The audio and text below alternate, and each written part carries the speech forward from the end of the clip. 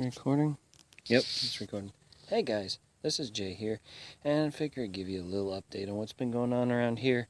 I got pretty much 2 loads of wood chips spread out. I'd have more, but the supplier I got right now, his dump truck is broke down, and hopefully he'll be hauling the next load either maybe today or tomorrow. I don't know when his truck's going to get fixed.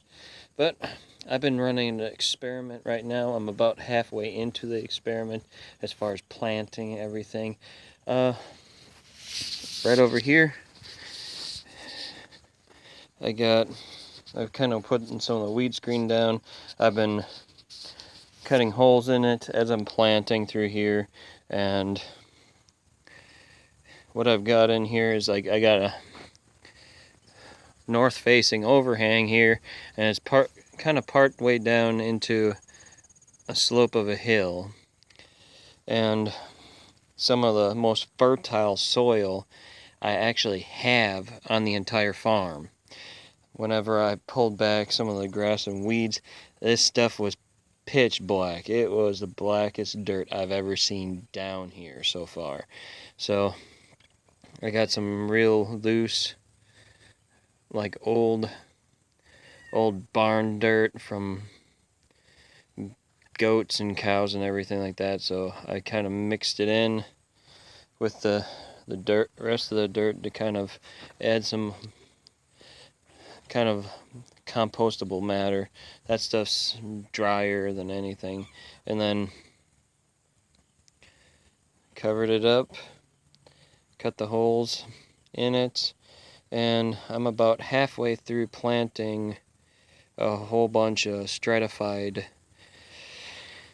ginseng, Panax ginseng, American Panax ginseng. So I'm gonna see if I can get it to grow. I covered it up with some locally grown straw, and basically to cover the top of it, basically I peed in a bucket, added some water to it, and put that over the top of the straw. Now the straw was mostly already wet, so it'll be able to hold in a decent amount of moisture with the fall weather coming, and hopefully by this time next year I'll have some year-old plants growing up in here.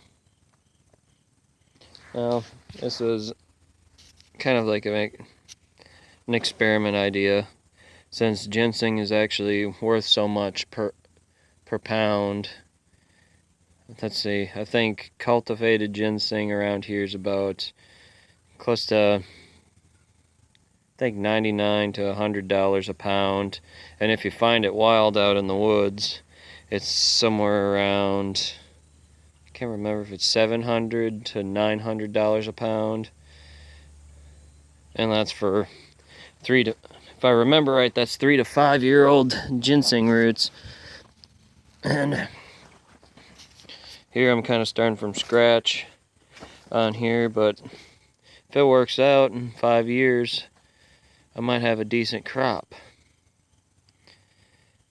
And for the amount of time invested in it so far, and I'll probably have to, once the roots start coming up and everything,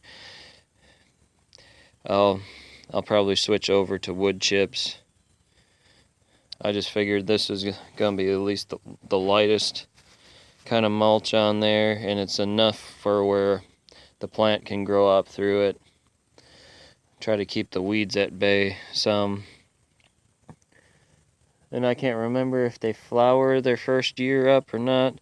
So if they flower and I get some fruit off of them, I can try to stratify my own seeds off of these and see if I can keep on producing ginseng plants. That way, if I plant this year, if I can plant at least 500 of them this year, and then if I collect enough seeds on it to plant 1,000, and just keep on cycling it each year, I might end up getting a getting a pretty decent result. That's if it actually works. It's kind of like one of those things where you got to at least experiment with it. I already got a whole bunch of Morel spores, and I'm planning on starting out in I'm in a couple food grade buckets and gonna throw some mulch in there and some mycelium in there.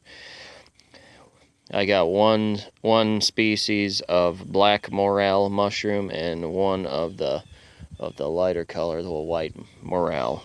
So I can't remember the specific Latin name for the genus, but got those two species on there. And then I've seen how other people have created a liquid agent for spreading out the spores. I can't remember what they call it. It's just basically finding a way of expanding the possible propagation of the seeds, I think, the spores. So if I can get a decent result on that, at least I might get some ginseng and some morel mushrooms around here.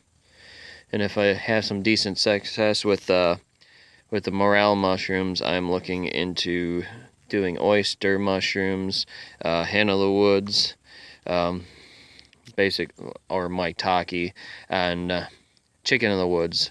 The only ones that I've seen so far that I can purchase is like sulfur shelf mushrooms, but we get a bunch of cincinnatus growing around here, so if I find some cincinnatus, I'm going to go through the same process of producing a spore crop and see if I can get a couple oak logs infected, because I've been debating about trying to set up an area for a decent couple, maybe even a couple decent hugelkultur beds. And if I'm gonna be putting that much oak in the ground, cincinnatus normally grows off the roots. It likes to come up through the ground, and the sulfur shelf, the Laetoporus, was it sulfurus, or I can't remember the specific terminology. That one likes to grow up on the side of a tree or on fallen logs, while the cincinnatus likes to grow off of the roots. So if I am able to do a hugelkultur bed and don't go too thick of a mulch covering over it, or I should be able to get the Laetoporus cincinnatus to come up. So we'll see. It's all kind of up in the air as far as experimentation. This is one of the first experiments that I wanted to do so far as planting and growing. I'm going to see how quickly I can transition into focusing on planting the orchard. I only got some of the area covered that I want to put the trees in, and then I'm only a few weeks, I think, if I remember right, before the trees come in, and then the fight will begin. I'll have to make sure I wrap each one of the trees. We get deer out here like crazy, but I figure in the spring I'm probably gonna be going crazy planting lavender.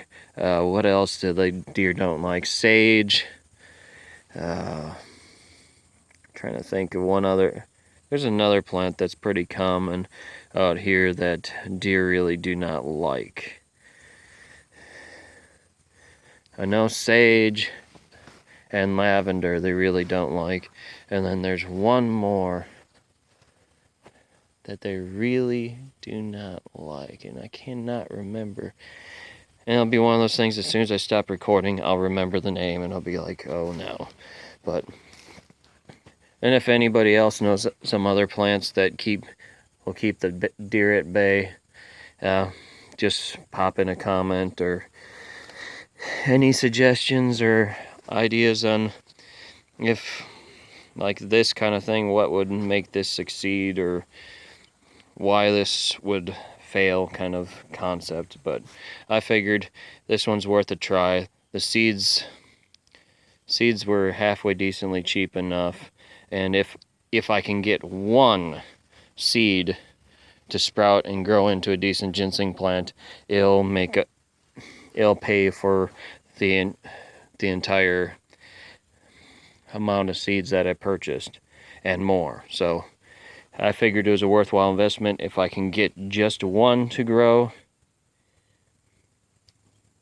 that's all that matters out of the whole bunch. If I can get one out of 500. So we'll see what happens. This is Jay. I'm going to sign out now. Later.